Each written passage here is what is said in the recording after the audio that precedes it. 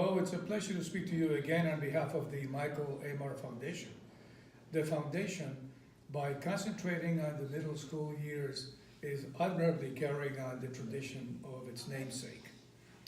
Michael indeed understood that students at the middle school years, which are very crucial years for their cognitive, intellectual, and emotional development, they need to make a transition between materials that are narrative, where you can tell a story, to materials that are expository, where you have to describe the facts. Now, many studies show that students can function by only understanding the syntax or the structure of the language, but they have difficulties with the semantic content, the meaning of the language.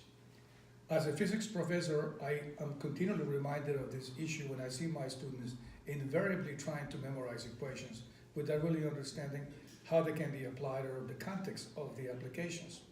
So the national science education standards have emphasized that students need to understand phenomena both qualitatively and quantitatively. We need both to make sense of the world.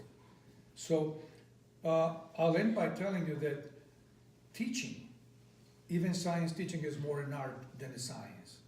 We really need to emphasize what Michael was trying to emphasize, which is we want the students to develop critical thinking skills and the art of argumentation. So in that sense, Michael's efforts represent a wonderfully living example of how teaching should be done. When it comes from the heart, teaching goes beyond being a profession. It becomes a vocation. I hope you continue to support the foundation, and thank you for your time.